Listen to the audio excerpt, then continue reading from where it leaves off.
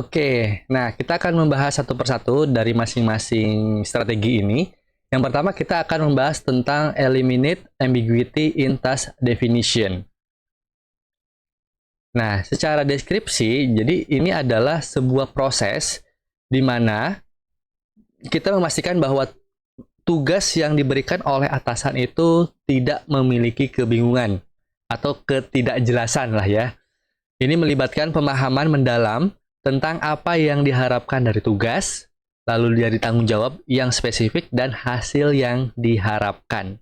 Jadi di sini teman-teman mencari tahu nih ya, untuk sebenarnya ujungnya apa sih dari tugas ini gitu ya, tujuannya apa sih, harapannya apa sih, terus apa yang perlu saya lakukan gitu ya. Jadi mencari informasi sedetail mungkin terhadap tugas yang teman-teman yang akan dikerjakan gitu ya. Nah, ini kenapa menjadi penting teman-teman? Yang pertama adalah pemahaman tugas yang jelas gitu ya. Artinya memungkinkan bahwa karyawan untuk memahami apa yang diharapkan dari atasan mereka gitu ya, dari atasan kita lah gitu ya.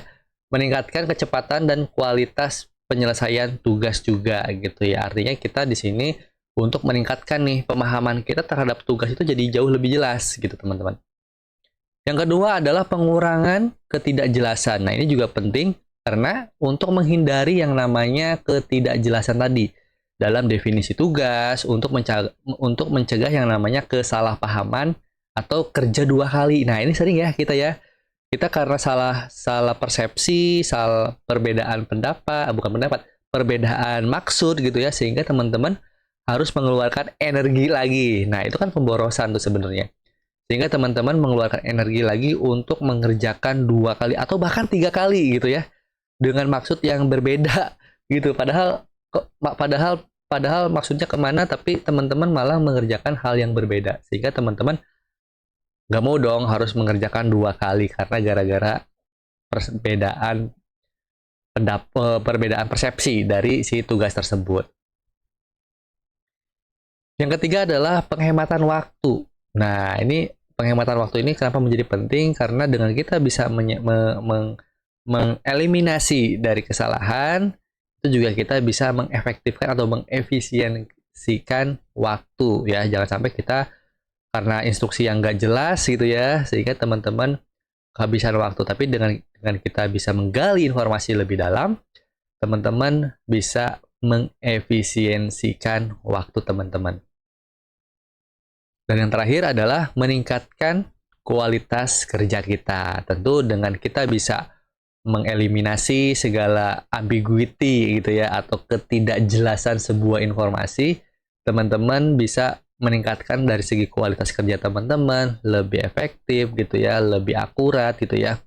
Sehingga teman-teman bisa kinerjanya gitu ya. Mudah-mudahan kinerjanya juga semakin meningkat. Nah, bagaimana caranya? Sebenarnya mungkin teman-teman juga sering dengar dengan istilah yang namanya 5W1H ya. Nah, ini adalah cara yang paling sederhana yang bisa kita lakukan, yaitu adalah dengan 5W1H. Yang W-nya itu apa? What, mulai dari what, why, who, where, when, dan how. Misalkan contoh, what, mintalah kejelasan tentang apa sih yang perlu dikerjakan gitu ya, tujuannya mau apa gitu, tanyain gitu ya, apa yang dimaksud dengan tugas ini gitu, kenapa gitu kan. Mulai dari tanyakan juga alasannya apa sih gitu ya dari tugas ini gitu ya, untuk memahami konteks dari tujuan dan juga dari si pekerjaan itu sendiri. Siapa nih kira-kira orang-orang yang bisa saya bantu, atau orang-orang yang bisa membantu saya, atau orang-orang yang terlibat, atau siapa kalau misalkan saya mendapatkan kesulitan, saya bisa bertanya kepada siapa gitu ya. Jadi orang lain yang bisa membantu kita. Where, nah where itu adalah di mana lokasi yang bisa saya kunjungi misalnya gitu ya, atau di mana lokasi tempat yang harus saya kumpulkan gitu ya. Jadi ini berkaitan dengan where, atau di mana lokasi kerjanya, atau area fokusnya, saya harus di mana nih, ke area mana nih fokus saya gitu ya. Kapan, tentu saja deadline-nya harus kapan gitu ya, jadwalnya harus jelas, apakah dikirim lewat email atau lewat dalam bentuk PDF misalnya, atau dalam bentuk PowerPoint misalnya gitu ya. Itu harus clear juga. Dan how, minta petunjuk jika memungkinkan gitu ya. Jadi langkah demi langkah ini kira-kira apa langkah pertama yang harus saya lakukan seperti apa. Misalkan memang memungkinkan. Tapi kan kadang-kadang kalau bos itu kan kadang pokoknya kerjain aja dulu gitu ya.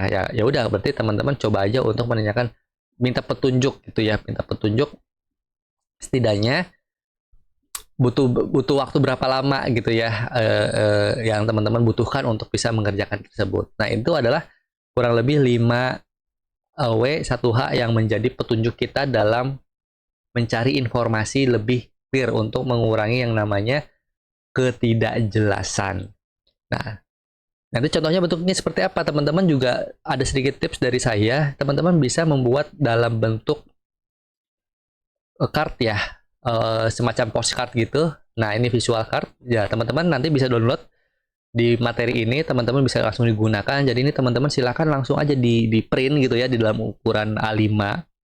Nah, itu di situ udah dijelasin tuh, udah sangat detail gitu ya.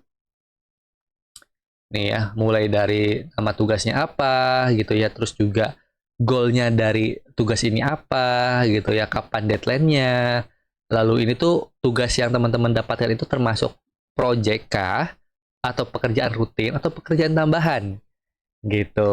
Nah, di sini juga nanti teman-teman lengkapin nih, mengapa tugas ini penting, siapa yang bisa dihubungi untuk pertanyaan atau klarifikasi gitu ya. Lalu ini di sini di mana saya bisa mendapatkan bantuan gitu ya. Jadi di sini sudah satu satu satu apa ya, satu paket yang lengkap gitu ya teman-teman. Nah, ini sebagai panduan teman-teman nih. Ketika ada informasi yang lupa, teman-teman bisa ngecek dari visual card ini karena ini bisa di print banget, dan di bawah ada yang namanya rank priority. Ada A, B, C, D. Jadi prioritas pertama, kedua, ketiga, dan keempat misalnya kayak gitu.